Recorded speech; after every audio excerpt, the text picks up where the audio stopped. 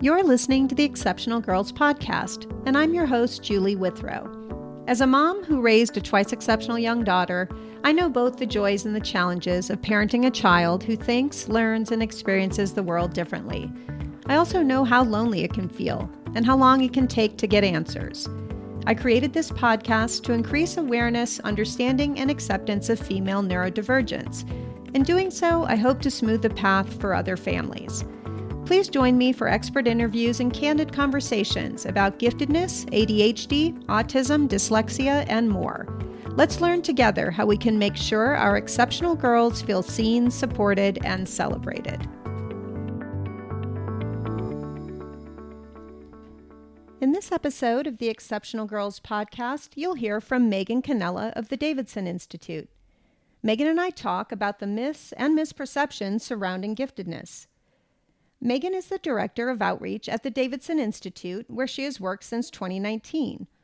Her work at the Institute focuses on advocacy and equity in gifted education. Before that, she taught college-level humanities courses for almost a decade across Illinois, Nevada, and California. Megan's outreach role allows her to continue to grow the work she is most passionate about and dedicated to, which is connecting students and families with the services and supports they need to reach their goals. Listen in as Megan discusses the many faces of giftedness. She debunks the most common false perceptions that stand in the way of gifted identification, and she explains why having an awareness and understanding of your giftedness is so critically important. Hi, Megan. Welcome to the Exceptional Girls Podcast. I'm really glad to have you here today as we talk about debunking some of the misperceptions around giftedness and how it presents in girls, how often girls get identified or don't get identified as gifted. And I think we're going to have a really good conversation about this today. Before we get started, though, I don't want to assume that everybody knows about the Davidson Institute. So I'm hoping that you can tell our audience a little bit about it and, what the Institute does, as well as what you do there. Okay, of course. Thanks so much, Julie, for having me on the podcast. I'm really excited to be here today. And yeah, talking about the Davidson Institute is one of my favorite things to do. So we're a national nonprofit. We were founded over 25 years ago by the Davidsons with a focus to support profoundly gifted and twice exceptional students and their families. So the Institute serves students ages 5 to 18 all across the United States and their families. And we do that by giving families a place to come and meet other folks who are going through similar challenges and successes and just similar kind of experiences in life, and to help them find the resources that work best for them and their family. We love to say if you've met one gifted kid, you've met one gifted kid. So we want to help everybody where they're at. I always say, instead of being up Googling at 3 a.m., pastime of many of us, you can just come talk to us and tell us where you're at and kind of what your concerns are, where you want to go. And we'll do our best to help point you in the right direction. And along the way, we hope you meet folks that make you feel less alone and more in community. That's always our goal. Yep. Yeah. And of course, I love that. That's also kind of what I'm trying to do my small part with here with the podcast. So yeah, I knew when we first spoke that we were going to have a great conversation because we have a common interest that way and are both out kind of setting out to do the same things. Right. Yeah. So as we talk today, we're going to be talking about, some of the reasons maybe why girls don't always get identified. And starting out, I think that this isn't just among girls. This is, I think, among many gifted kids. There's a lot of stereotypes, right, that maybe aren't exactly accurate. And some of us may already be familiar with those if we're a little farther ahead on the journey, but others may not, right? Like I do think there's this stereotypical notion that, gifted kids are always like top achievers or they get great grades, like they're always overachieving, right? And they're really, really competent and show up really confident in the classroom and all these things. But one, I think, that's not always the case, right? And that's the first thing. But specifically as that relates to girls, like, does giftedness how often does it show up that way or not? Or how might it show up differently in girls, Mhm. right? And what are some of the traits or behaviors that we might miss in a girl that kind of cause her not to get identified? Sure, that's a great question. And I think to your point, the stereotype of what it means to be gifted, it really it can be harmful, right? Because then parents look at the stereotype and then they look at the kid in front of them who's maybe melting down at the kitchen table or refusing to go to school or whatever their child's doing. And they say, oh, well, my kid can't be gifted. And that's a conversation we have a lot at the Institute and with the families that we're working with, because high achieving is just one type of gifted kid. Like I said, you meet one. A lot of times we have students who are refusing to go to school. We have students who are kind of what we affectionately call like the absent-minded professor. So if you've got craft projects just strewn all across your house, or you can kind of track your kid by all of their belongings just trailing after them, like that's not unusual. Being gifted doesn't always mean that you love school. And I think so much of that stereotype of the gifted kid being good at math, being good at science, being this kind of prodigy is not always how we as a society have been brought up to think about girls. Um, Sometimes our gifted girls are acting in different ways that maybe that don't align with that stereotype. Maybe they don't have kind of off-task behaviors and things like that in the same ways that some of their gifted peers might, just because a lot of time girls are raised, whether intentionally or not, to be people pleasers. So they might be more apt to follow the rules, even if internally they're really struggling. Um, so I think it can be hard. And also, giftedness often is based in whatever the student's interests are. So it's important to think like, what are the interests or subject areas that as a society for many, many hundreds of years, we've said, oh, this is valid, this is not. Math, science, valid. Reading, art, other things like that maybe get a bad rap. I'm an English major, so I might be partial. Me too. But English majors unite. Right. But yeah, so then that's a question of, well, that's still maybe a hyper focus. Maybe that is still that intense curiosity. It's just got a different focus. I've worked with a lot of families who have girls who want to grow up to be fashion designers or rock stars, and they say, why isn't my kid, I thought my kid was gifted, why is she interested in this? And I was like, well, say what you will, but that's a lot of knowledge behind fashion and how fashion works. And it's something that I don't have all the ins and outs about, but the people who are experts in that field have an intense level of knowledge there. And so I think it's a little bit of us as adults rewiring what we think has value. And so when our kids are focused on it, giving that its due attention, if that makes sense. Yeah, really. And I think it's really great that you bring up this part about special interests, right? Because to Mhm. me, it's one of those things that is very often more likely attributed to autism, right? That you see those connections a lot, but this is also very common in gifted kids. And I Mhm. feel like, without going into the twice exceptional conversation too much just yet, right? These are Sure. sort of like when we talk about neurodivergence as a whole, right? I tend to picture it sort of like a Venn diagram with many Mhm. overlapping circles, right? Because it can be very hard to tease these things apart. But Sure. I do think this is why sometimes giftedness does not get identified, but maybe other things do, Mhm. right? Because there are so many overlaps. Like that special interest thing, I think is one of those really key ones that often maybe is misunderstood. Right. I agree. I think and we talk to families a lot about this because we have a lot of 2E kids, twice exceptional students in our program, and parents will say like, well, is this behavior gifted? Is it a gifted behavior? Is it an ADHD behavior? Is it an autism behavior? And those three alone have such overlaps that at some point we're like, it doesn't always matter. Certainly, sometimes it does matter to have the label, but sometimes it's like, what is the behavior? How can we support the student with the behavior?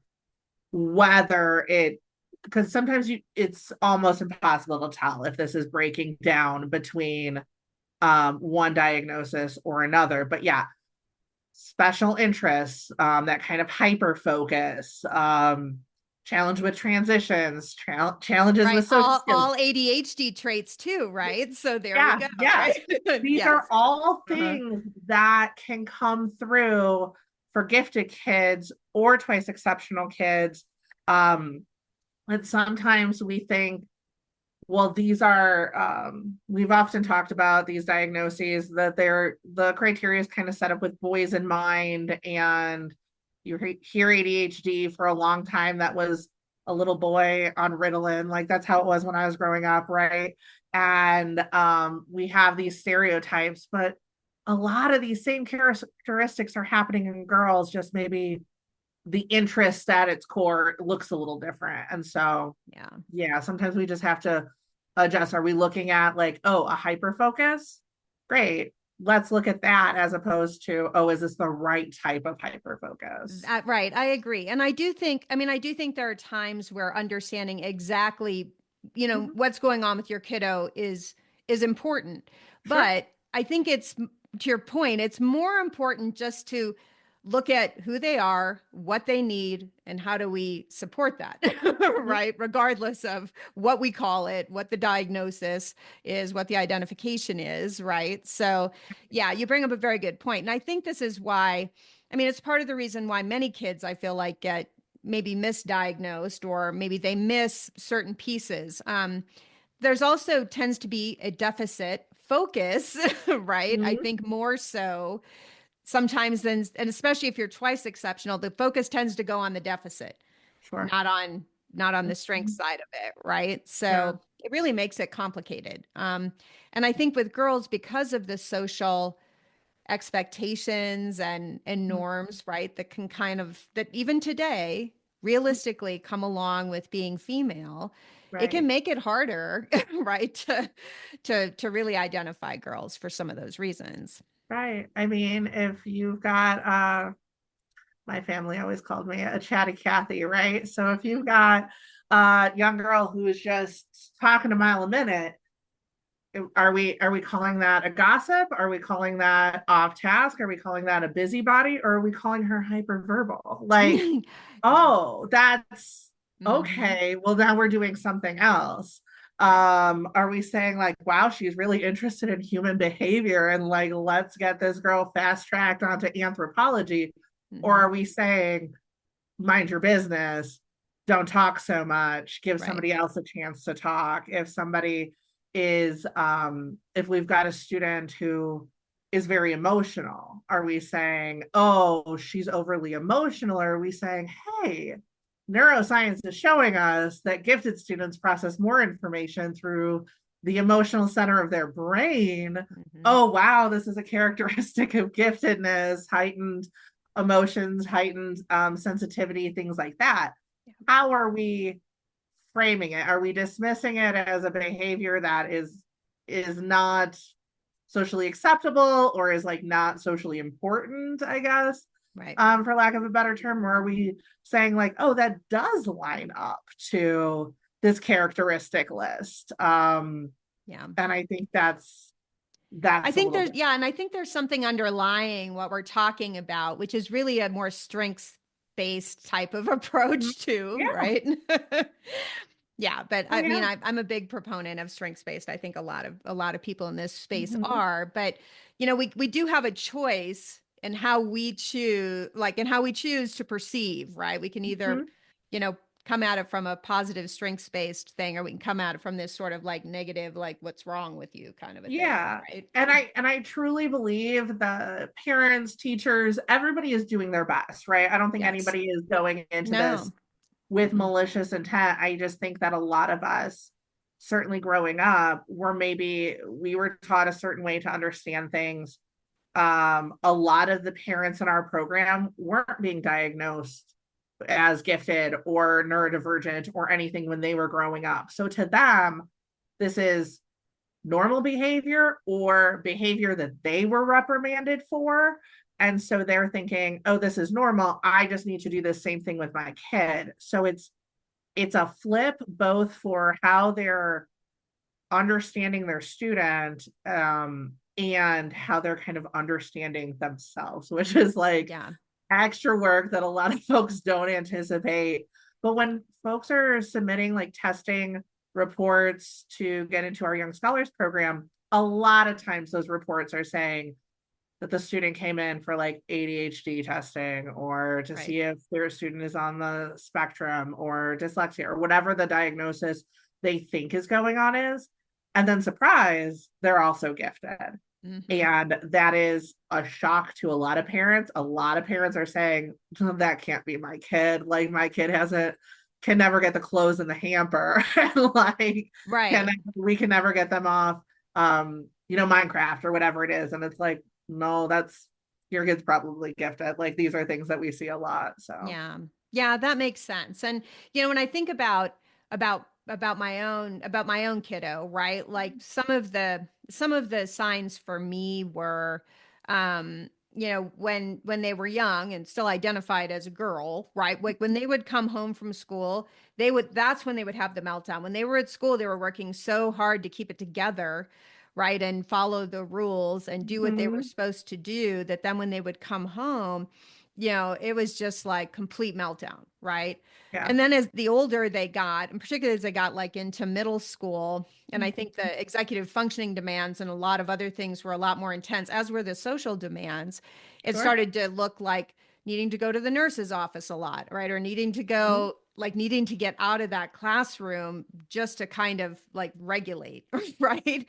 And we Right. noticed those kinds of things a lot. And I mention this just because it might be some of the clues, right, that might help Mhm. people if they have a daughter who's kind of experiencing some of that stuff. Sometimes those are the breadcrumbs that might lead you right to an identification. Right. And if any of your listeners are kind of in those little pockets of social media where they're talking about like the former gifted kid, Hmm. um, first of all, like if you're gifted, you're gifted. That's a brain-based difference. You're Right. gifted forever. You don't grow out of it. But that kind of meme of, oh, if you were a pleasure to have in class. And I think that's a label that a lot of gifted girls get. Oh, you're a Hmm. pleasure to have in class. You're like a little teacher, things like that. Hmm. Um, and on our website, we have a bunch of different information about like characteristics of giftedness, characteristics of 2E, things like that. And one of them is poor social skills.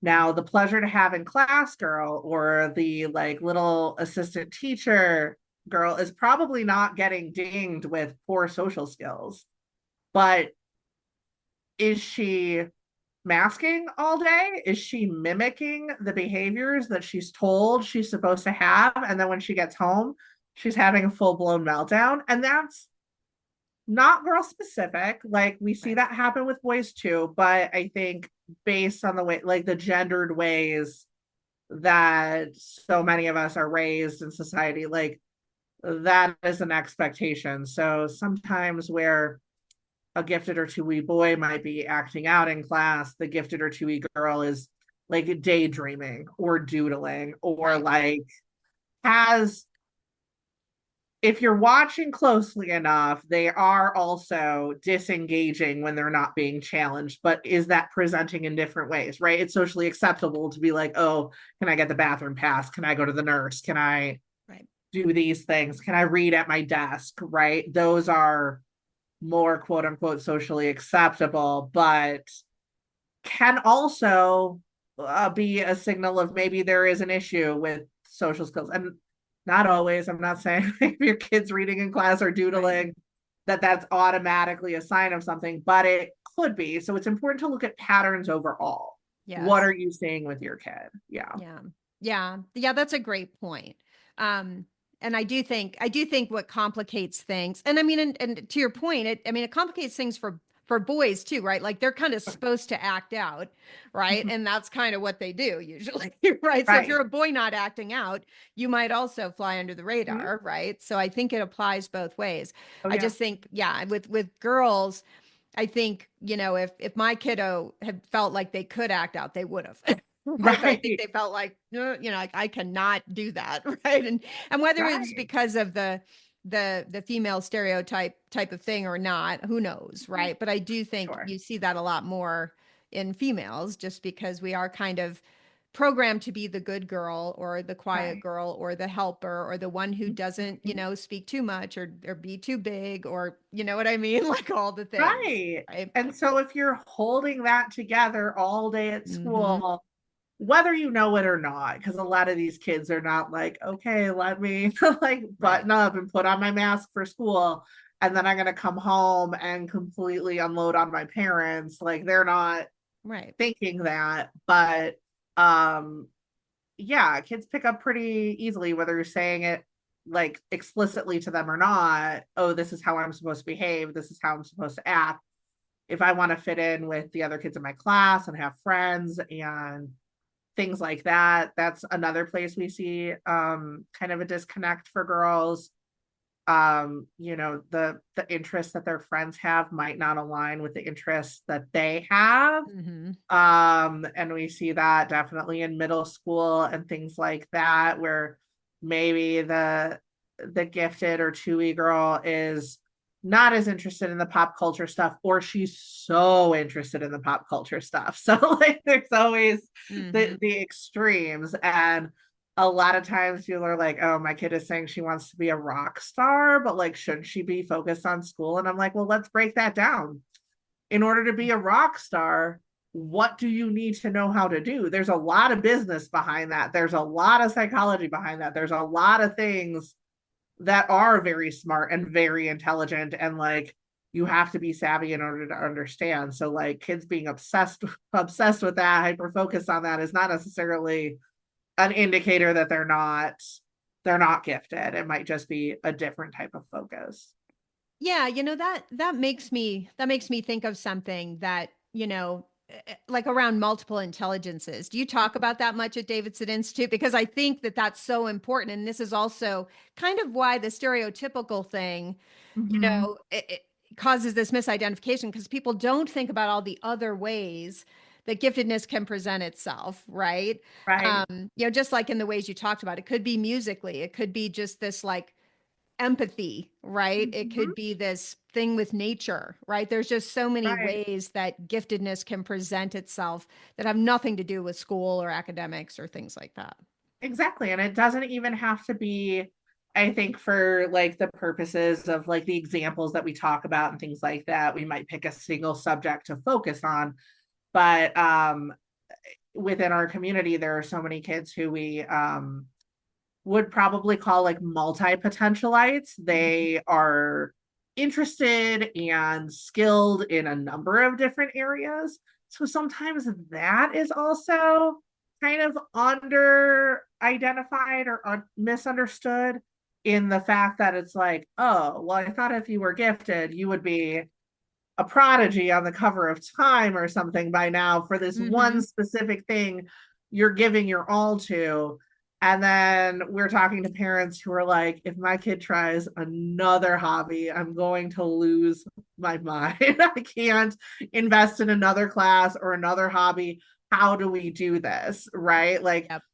how are they going to achieve? But like so many people who are successful are multi-potentialites and have a bunch of different interests that over time, like all those skills are still really cool skills that they're learning that they can put to use in different ways. That's right. Well, and I think it's also one of the gifts of the gifted person to be able to connect the dots between all those things that don't seem like they make any sense together, but they can kind of coalesce it into something that, it all kind of can make sense sometimes, right? Oh yeah, So- I've had kids who were so into science and then also really into like cooking and everything. And there's so much science and baking and like Mhm. precision and math. And okay, your kid doesn't want to do math worksheets. I get that. Again, English major. You can love math and be an English major, but but you also can just, convert things for a recipe and have that skill develop in a way that you're making these wonderful cakes or whatever it is you're doing. You can tell I don't bake either, but that's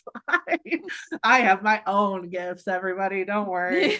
Um, but yeah, I think it's important. And I think that's why when it's just like, what are everybody's looking for like a common stereotype, a common characteristic, a common thing that it'll just be like, yep, that's my kid. Right. And it's so important to just like look at what lights your kid up, what are they doing when they're their happiest, what is happening around them when they're melting down, right? Mm-hmm. What are these kind of patterns for them, because that'll give you a lot more information than anybody writing a listicle or anything like that. That's right. Well, and honestly, it's this desire to sort of have, these like people in containers that is exactly what got us in the place we're in today, right? Where we have to Right. explain neurodivergence and we have to advocate for it and all these things, right? Because Yeah. where they're supposed to be this like typical human, right? And if you don't fit Right. that typical mold, then something's wrong. Right. And I think so many people, when it comes to like, should I get my kid diagnosed? Should I do this? That's a really personal question. And sometimes that can be like this great gateway. I think like if you're using it as a tool, great, go for it. But it's not going to change who your kid is. Your kid is still your kid before and after testing. Yep. Well, and they can have a good testing day and they can have a bad testing day too. Right. And there's a spot on our application that says like, do you think this like aligns with your Uh-huh. kid? Because Yeah. we know that it doesn't always. And so that's the thing. It's not a be all end all. I know lots of folks are hesitant to get testing, or they have um kind of conflicted feelings about like the label of gifted and things like Mm-hmm. that. And those are all really valid. But if you're thinking of it as a tool to help better understand your kid, maybe even better understand yourself, I think that can be really powerful, because at the end of the day, you're their parent, you know them better than Right. anybody else, right? Like Yeah. so Well, and try to do that. testing is also, I mean, it's prohibitively expensive for a lot of people.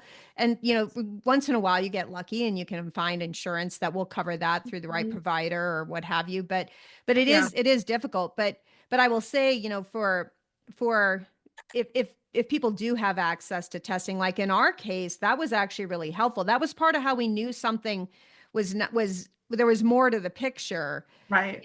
with our own kid, because the first time they were tested, their whisk came back like, real high. And then the second time it came back like Uh-huh. significantly lower. And we were just like, okay. And it was the same person who administered it, Yeah. same everything, same controls, right? For all intents and purposes. So we were Yeah. like, okay, well, and even he was the one who was like, okay, something else is going on here, right? Mhm. Like, when they were young it was different, right? And we got this result, but now the result is so different and I can just see the changes, right? So there's other Right. stuff going on here that we need to go investigate. So it can be another way to kind of tease apart maybe what's going on with your kiddo. But to your Yeah. point, the what I like to call identifications, because I don't like the term diagnosis because it Right. does Yeah. pathologize stuff. But, and in gifted, it's typically called an identification anyway, Mhm. right? But I do think there can be value to it, particularly as Mhm. it relates to, to things like IEPs or, whatever you might need to have in Oh, school, for five, sure. whatever plans you might need to have in place to help your kid get accommodations. But I think you're so right in just looking at the individual child and just being like, what does this kid need? Right? Like it, Right. aside from all that. Because testing report aside, like this is still your kid, and Right. like that I'm not at all saying that like a testing report doesn't give you so much good information. It really does. Mhm.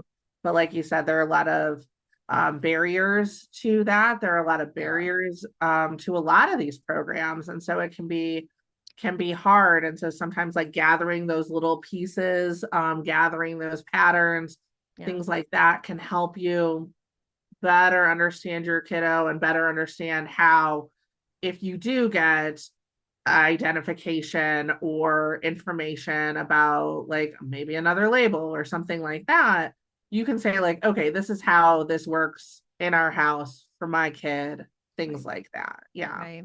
Well, yeah, and I think it's important, like if people have not been through that identification process, it also requires a bunch of questionnaires, like on the parents' side. So, like people who've never done that before, like when you first go through that, you're like, wow, like it's a lot of observational stuff. Right. So, I mean, there's so much value in that, and it's inherent even in how the identification occurs, right? They're relying a lot on observation of parents, teachers, whatever, other folks, who observe this kid. But yeah, as a parent, I remember being like, wow, I really gotta like keep a better notebook here of all the Yeah. stuff that I've observed in this kid, right? Because Yeah, you've got your homework, right? uh-huh, yeah, for sure. Um, yeah, sometimes it can seem like everything is fine, and then all of a sudden, out of the blue, after school, somebody's melting down, or in this situation, Yeah, this child is having like a big emotional response, and like nothing happens just out of the blue right, almost ever, right. right? We always say like communication is behavior. So what what are they trying to communicate? If they're acting out, if they're having big emotions, if they're getting really quiet, what are maybe they trying to work through? What are they trying to tell you? Things like that. And it's not always obvious. It's a lot of guess and check, because as one of my colleagues said, kids we work with ages 5 to 18, they're very new to all this. Like Mhm. they haven't been on this planet very long. This is Right. their first time. And this is, for a lot of our parents, their first time being a parent, right? And like, so Yeah. all of us are learning. And I think it's important to give yourself that grace while you're doing that. Yeah, for sure. So, if we go more into twice exceptionality, like what do you what do you see, particularly in your work, like when you're dealing with twice exceptional girls? Like, do you think they're more likely to slip through the cracks? And if so, why do you think that is? Yeah, I think twice exceptional girls, twice exceptional kids more broadly, are more likely to slip through the cracks in many scenarios, because a lot of times either the giftedness is kind of masking the other exceptionalities, and or vice versa, where the Mhm. other exceptionalities are masking the giftedness. And that's why we get so many testing reports where it's like, surprise, this kid's gifted, or surprise, they Mhm. are also autistic. And I say surprise because it legitimately is shocking to parents, and it can take some time to adjust to. Um, but in my work talking with schools, because I do a lot of outreach work. So I'm talking to schools, I'm talking to other organizations, trying to help them understand the kids that they're working with and how to best support them. And a big question is just like, well, how do we identify if there is this masking going on? And that's really hard. And there's Mhm. not like one set answer, because each kid's going to be different. If you have 10 kids who are gifted, ADHD, and autistic, and they have that same profile is going to look so different for each of those 10 kids, right? Even if we say like, oh, they have such a strong sense of curiosity, those 10 kids aren't necessarily interested in the same thing. Those 10 kids might not even want to be in the same room as each other, right? Because they're like, this is not the vibe. This is not what I'm interested in. Get me away from this other kid. Like, even if on paper they seem so similar. And so I think, as you said earlier, some of these differences tend to evolve as kids move through school, because workload gets harder or more complicated. Suddenly, instead of just having one classroom where you're sitting most of the day, you have 7 different classes that you're going to, and you're moving throughout the day, and you have to submit your work on different portals, and you have to do these things on different schedules. And that's where we start to see some of the cracks, if you will, Mhm. for lack of a better term, or like the executive functioning demands go up, and it becomes harder for the student, for the child to manage that. And suddenly, okay, first, second, third grade, no problem that we're identifying. Nothing seems out of the ordinary. We've just got a straight A student who seems coasting through, she's getting along at school, she's teacher's helper, she's doing great. And then fourth grade, things start to get a little wonky, things get a little harder. Maybe there's school refusal, maybe there is disconnect with friends, maybe there is disconnect at school, or like you said, school is still, she's still a pleasure to have in class, but she's coming home and falling apart, or coming home, going straight to her room and sleeping until dinner or whatever, because she's spending all of this energy. And you might think, oh, melting down after school versus taking like a 2-hour nap after school, those seem like opposites. Are they though? Or is it just like, I'm so overwhelmed, I've been spending so much energy all day long, I need to collapse?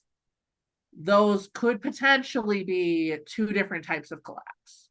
Or she might just be tired, or she might just be. That's a really cranky, good point right? you bring up, though, right? Because I had a similar experience with that, right? Sometimes it would be a big meltdown.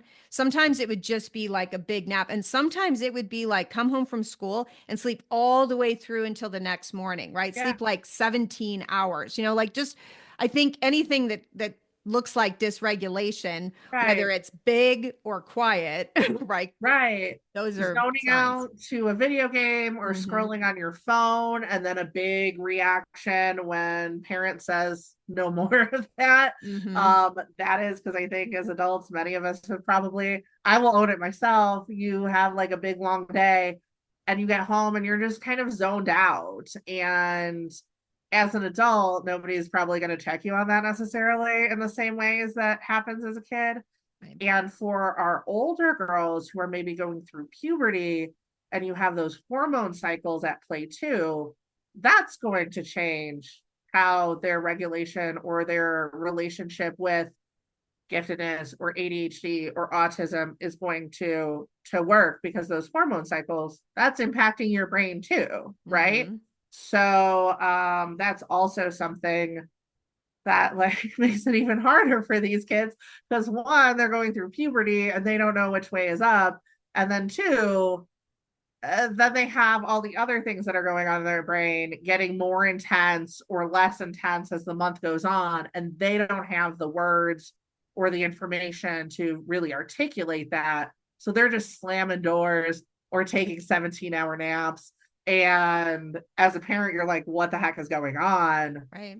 And they're like, what the heck is going on? And so like that can make it seem like you're not on the same team, when that's not the case. It's just they don't know, because these poor kids are going through it, and hormones are no joke. So yeah.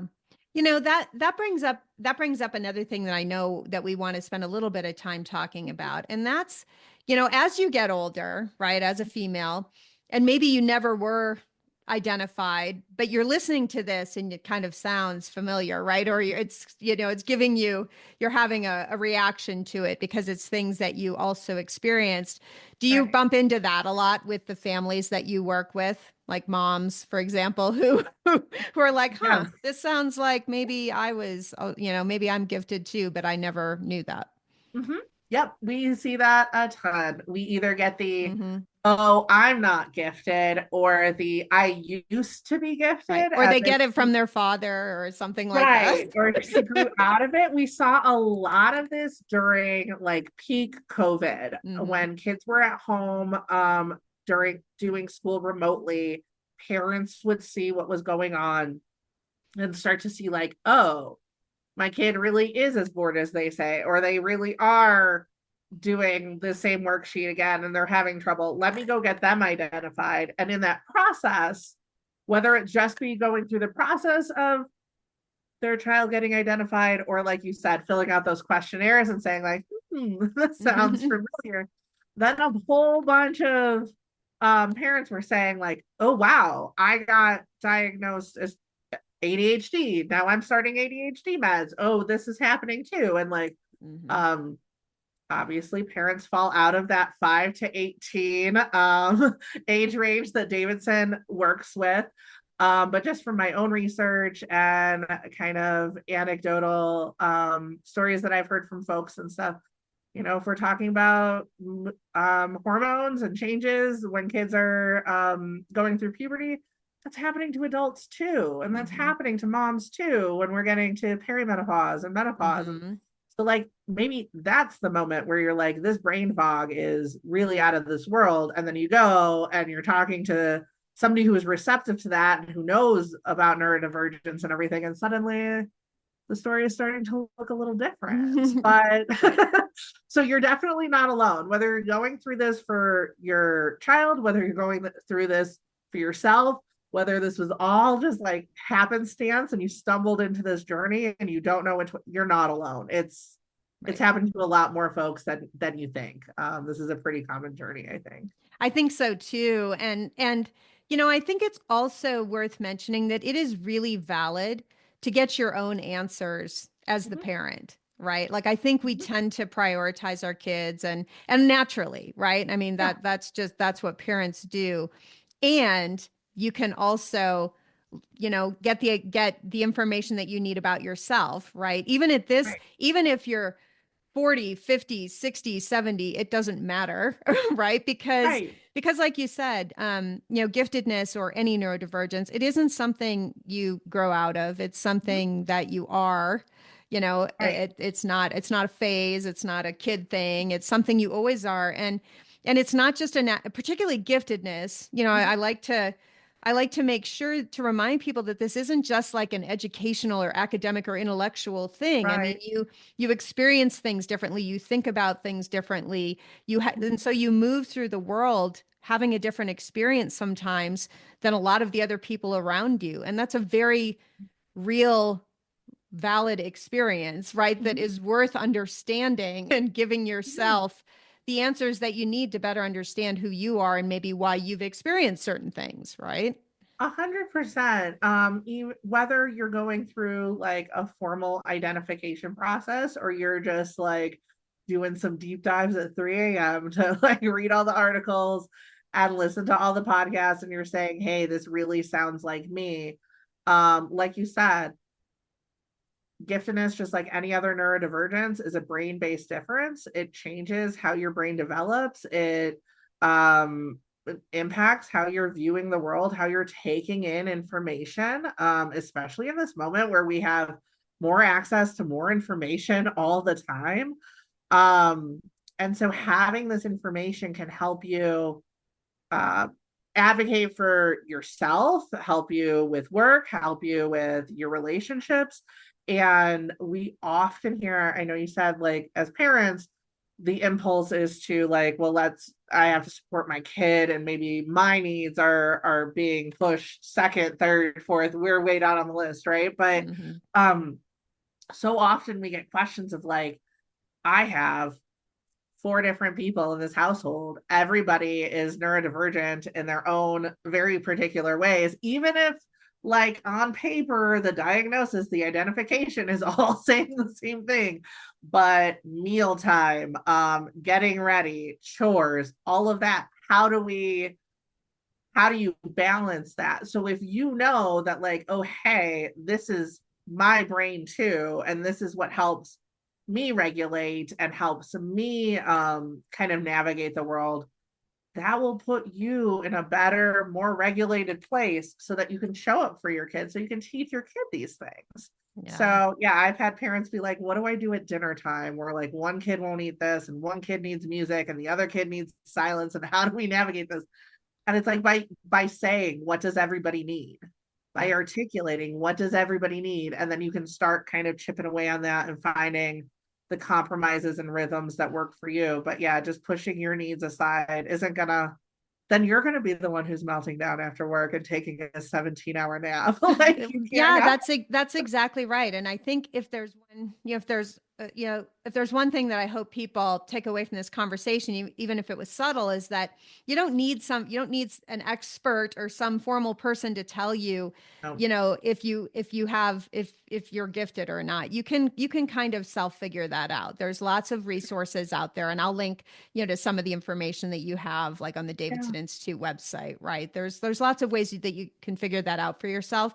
And those, and your own self-diagnosis is valid, and Yes. many people do that nowadays, and that's a very valid way to do it. Right. And secondly, I'll share, and I know this aligns with the kind of recommendations and advice that you're giving to families. When you know this about yourself, and the other people in your family share this, it actually strengthens your Mhm. relationship with them. You kind of have this new commonality, kind of a new bond, I feel like. Right. For me and my kiddo, we definitely, like, we can talk and joke and have a sense of humor about, like, our very specific, proclivities and peculiarities and all these things, right? Yeah. Because we have the self-awareness we each do individually, and then we can kind of share that and have it together of each other and know, yeah, like, how do we navigate this together, right? Or what do you Right. need? What do I need? Because, we both have an understanding, and it actually creates, I think, a much richer relationship.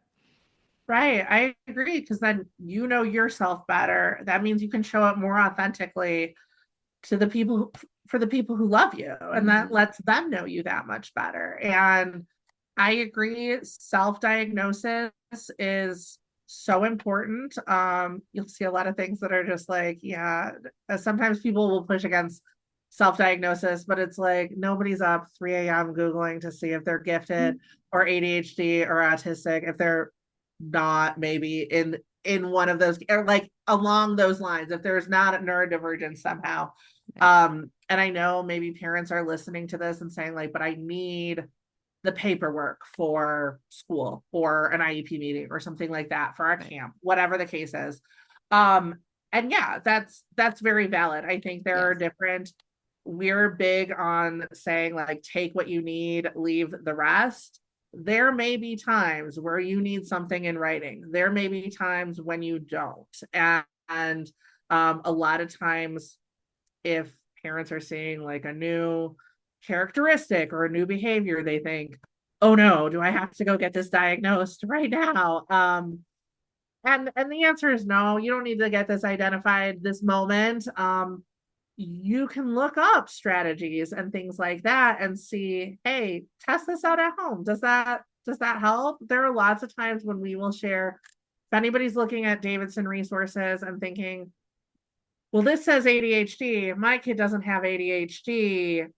That's okay. If the strategy works, use the Right. strategy. There are lots of times when we will share strategies and say, this is not specifically gifted, but Right. if it helps you, run with it. Go for it. Exactly. Well, yeah, and like I said, I mean, there are so many overlaps among these things. It can be very hard to tease them apart, right? Yeah. Yeah. So that maybe that's helpful too. But like, don't feel like you have to gatekeep Yeah. yourself. If an article Mm-mm. says this is strategies for XYZ, Right. if you think it's going to help in your house, in your family, go for it. Try it out. Don't gatekeep yourself. Don't say no to yourself. Yeah, There are enough people exactly. telling you no about things. Don't say no to yourself.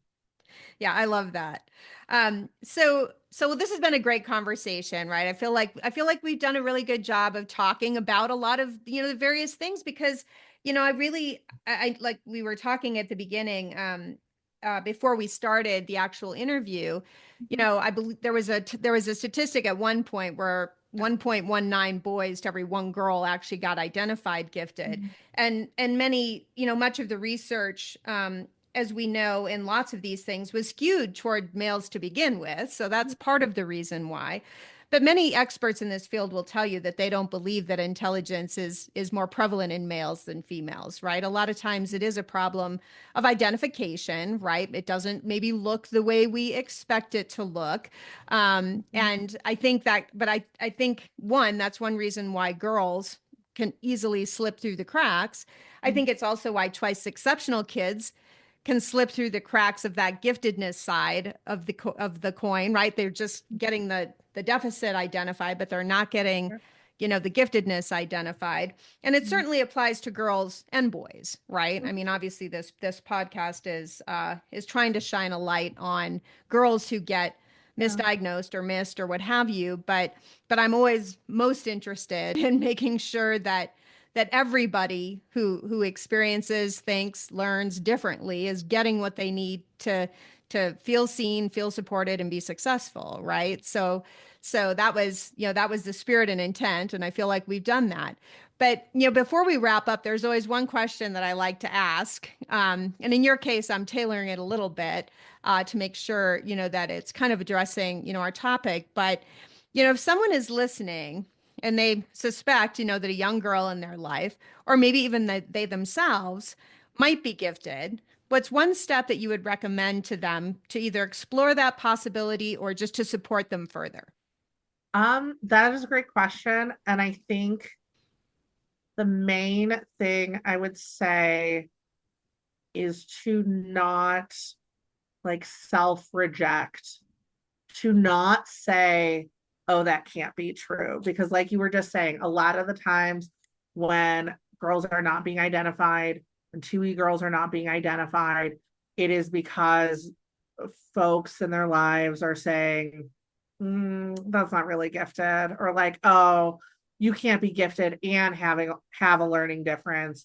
Oh, you can't be dyslexic and gifted. And you're saying no before you're really diving in and learning more about it. So I would say don't self-reject. Don't be the one who says no. There are plenty of people who are going to say that to you. Don't self-reject. Don't say like, oh, well, she's just a chatty Cathy. She's just interested in fashion. She's just whatever it is, because some of like the most successful, most intelligent, so gifted are working in the arts and are working in fashion and are having these huge companies and huge successes. That's not because they just stumbled upon it, right? Like there's often a giftedness beneath that. So I wouldn't, please don't count yourself out just because you're fighting with your kid to put food like in the garbage and not in a weird drawer in their bedroom, and to like put the socks in the hamper, not just like next to the hamper. Right, or they're underachieving, right? Like, yeah, because a lot of people think that that's a thing, right? But yes. Right. Like, don't think that they're just refusing to do work to be difficult or malicious. That's something we get a lot. Like, why won't they just behave? Well, that's their behavior is telling you something, and maybe it's going to take a while to get to the root of it.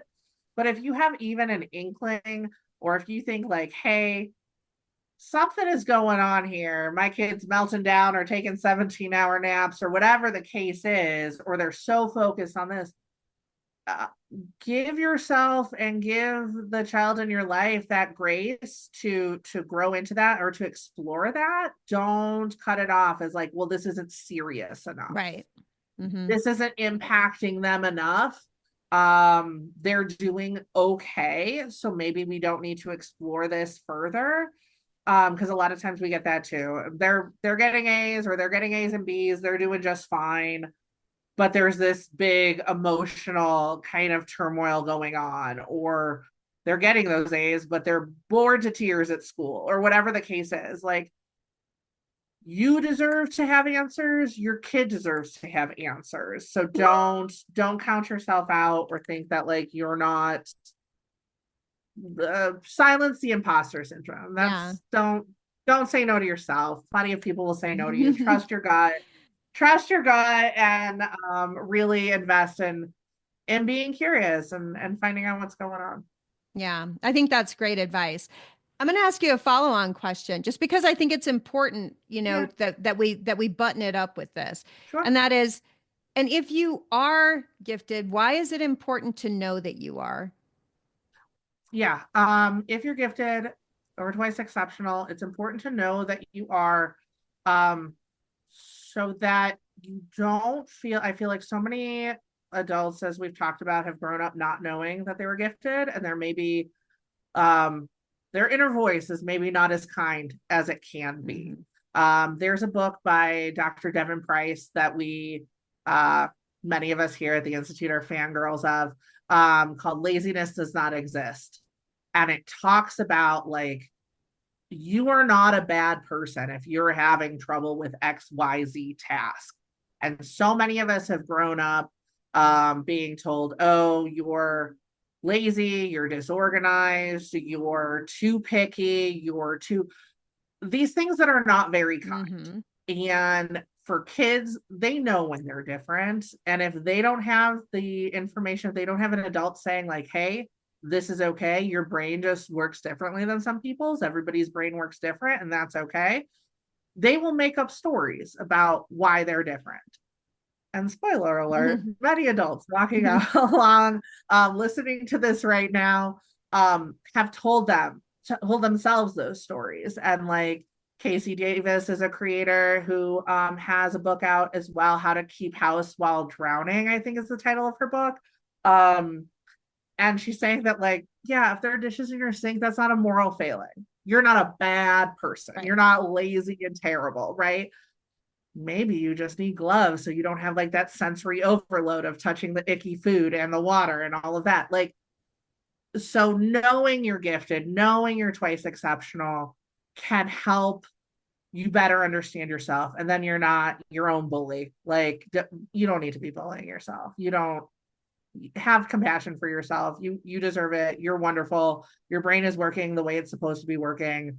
And if you need supports to help you and your brain work in a different way, great, do that. Right.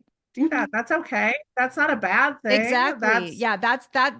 That's the whole point, right? And that's kind of the whole point of the podcast is it's that there can be this self-understanding and self-acceptance, right? Because without it, we tend to think we're different, weird, lazy, this, that, and then we internalize that, and it can change the whole trajectory of our lives. I think that's why the work that you're doing is so important. It's why I really wanted to have you on, and I'm so glad that you came and we talked about this topic.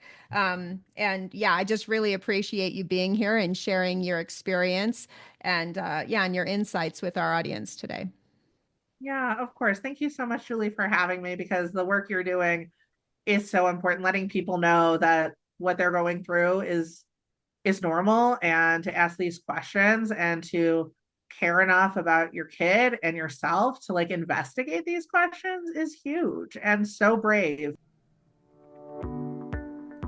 Thanks for tuning in to the Exceptional Girls podcast. If you liked today's episode, it would mean the world to me if you'd subscribe, leave a rating and review, and recommend it to just one other person who you think would benefit from listening. Even a small act of support helps the podcast reach more people, which in turn helps increase awareness and understanding of exceptionality in girls. And if you have suggestions for future episodes, please share them. You can connect with me, your host, Julie Withrow, through our website at exceptionalgirlspodcast.com/contact.